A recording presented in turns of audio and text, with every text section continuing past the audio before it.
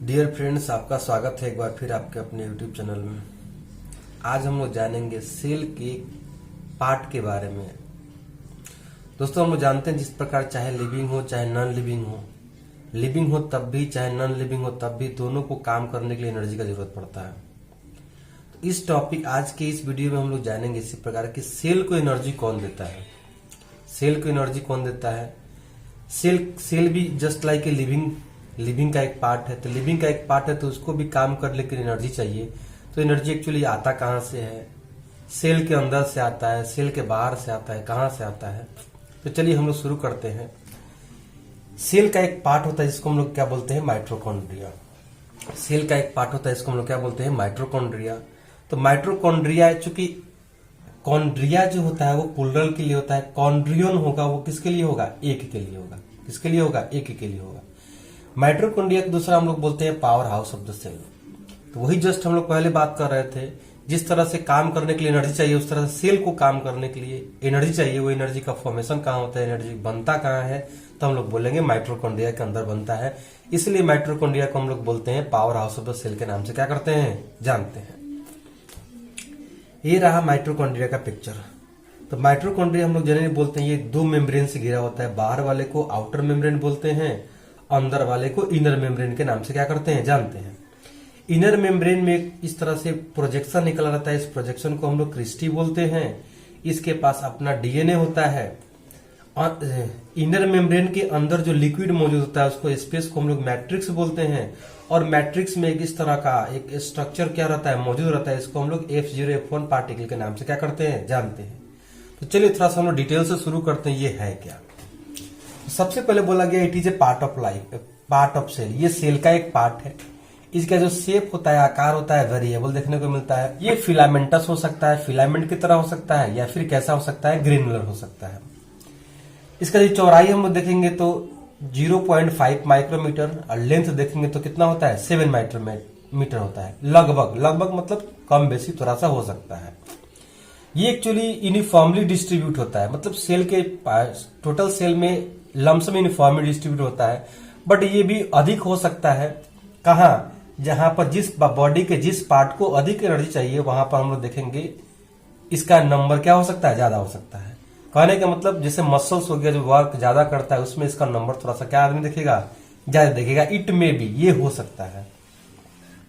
थोड़ा हम लोग इसके स्ट्रक्चर के बारे में जानते हैं। ये जनरली गोल देखने को मिलता है। इसके पास दो मेम्ब्रेन होता है। बाहरी वाले को आउटर मेम्ब्रेन बोलेंगे और इनर वाले को इनर मेम्ब्रेन के नाम से क्या करते हैं? जानते हैं। तो अब इसमें दो मेम्ब्रेन है। टू मेम्ब्रेन, बाहर वाले को आउटर मेम्ब्रेन और अंदर वाले को हम लोग इनर मेम्ब्रेन बोलेंगे। अब थोड़ा सा दोनों मेम्ब्रेन के बारे में जानेंगे कि मेम्ब्रेन क्या होता है, कैसे होता है, क्या काम करता है।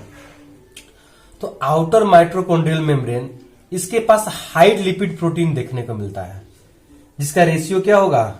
हाई लिपिड प्रोटीन का रेशियो देखने को मिलेगा, जिसमें लिपिड जो होगा वो ज्यादा होगा। किसके रिस्पेक्ट में? प्रोटीन के रिस्पेक्ट में। प्रोटीन के रिस्पेक्ट में लिपिड का क्या होता है? ज्यादा होता है। रेशियो देखा तो ज्यादा होता है। और साथ में हम लोग पोरीन देखते हैं। इसके अंदर पोरीन भी क्या करते हैं? देखते हैं।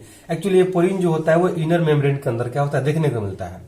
ये पोरीन रहता है, इसी कारण ये तुम्हारा क्या होता है? ये परमेबली होता है, हाई परमेबल होता है। पोरीन जो होता है वो हाई परमेबल होता है। इसका मतलब जो बाहरी मेम्ब्रेन होता है उसमें पोरीन होने के कारण ये चीजों को अपने अंदर आने ले देता है, ज्यादा आने देता है। वो किसके कारण आने देता है? तो पोरीन नामक एक प्रोटीन होता है, इसके कारण क्या होता है? आने देता है। नेक्स्ट हम लोग बात करते हैं इनर माइटोकॉन्ड्रियल मेम्ब्रेन। जो अंदर वाला मेम्ब्रेन होता है उसको हम लोग इनर माइटोकॉन्ड्रियल मेम्ब्रेन के नाम से क्या करते हैं? जानते हैं। इसके पास लो लिपिड प्रोटीन रेशियो देखने को मिलता है। बाहर वाला के पास ज्यादा देखने को मिल रहा था और इसके पास लो लिपिड प्रोटीन रेशियो क्या होता है? देखने को मिलता है।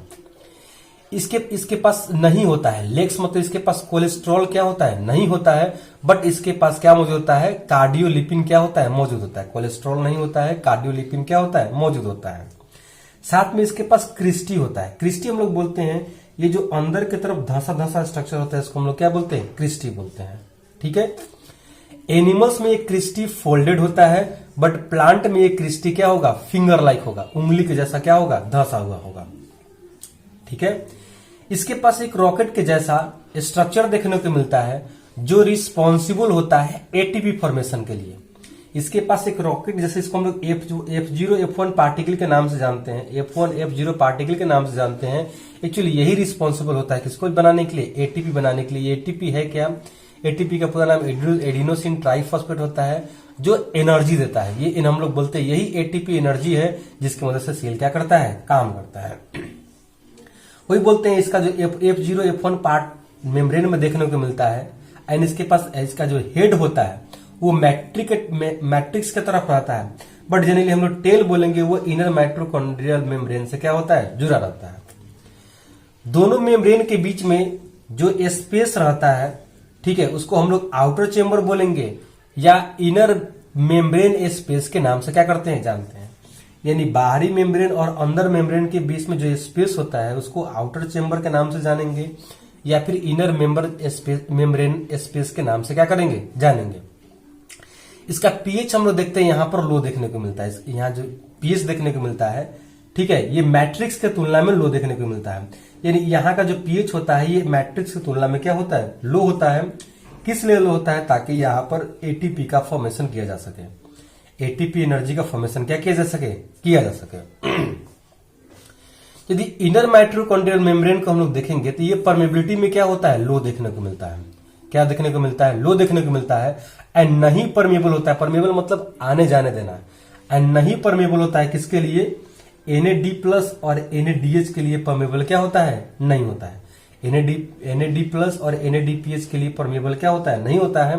एंड कुछ सब्सटेंस मैट्रिक्स के अंदर जाता है किसके द्वारा, तो कैरियर के द्वारा। मैट्रिक्स के अंदर यदि जाना हो, अंदर में किसी को जाना हो, तो जाने के लिए स्पेस मौजूद होता है, जिसको हम लोग क्या बोलते हैं, कैरियर बोलते हैं। कैरियर रहेगा तभी इसके अंदर क्या हो सकता है, मैट्रिक्स के अंदर कोई भी सब्सटेंस क्या हो सकता है, जा सकता है। इसके अलावा मैट्रिक्स के पास डीएनए देखने को मिलता है, कुछ राइबोसोम देखने को मिलता है और कुछ एंजाइम देखने को मिलता है। डीएनए का जो नंबर हो सकता है एक या फिर एक से ज्यादा हो सकता है, ठीक है। और उस डीएनए के पास सिंथेसाइज करने के लिए, मतलब 12 प्रकार के प्रोटीन को सिंथेसाइज करने के लिए एंजाइम क्या होता है, मौजूद होता है, इंफॉर्मेशन क्या होता है, मौजूद होता है।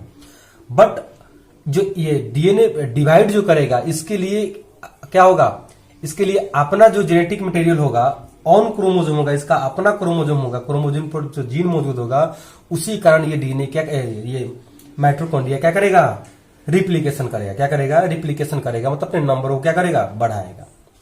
हम लोग देखते हैं ईस्ट में ये जो होता है, ईस्ट में देखते हैं 70S टाइप का देखने को मिलता है, बट ये मैमल में क्या होता है, 55S टाइप का क्या होता है, देखने को मिलता है।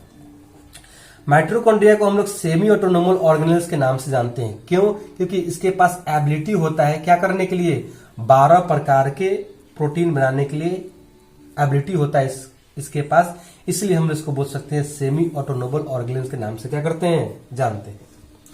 एक होता है माइटोप्लास्ट। क्या होता है, एक माइटोप्लास्ट। तो माइटोप्लास्ट हम लोग किसको बोलते हैं, इनर मेम्ब्रेन और प्लस मैट्रिक्स को एक साथ हम लोग माइटोप्लास्ट के नाम से क्या करते हैं, जानते हैं। एक दिया गया था एंडोसिम्बायोट हाइपोथेसिस। इसके अंतर्गत ये कहा गया था कि माइटोकॉन्ड्रिया और क्लोरोप्लास्ट ये बैक्टीरियल पैरासाइट हो सकते हैं, कब, एनारोबिक और हेटेरोट्रॉफिक यूकैरियोटिक सेल में। जो हो सकता है एंडोसिम्बायोट ड्यूरिंग कब होगा, ये इवोल्यूशन के समय।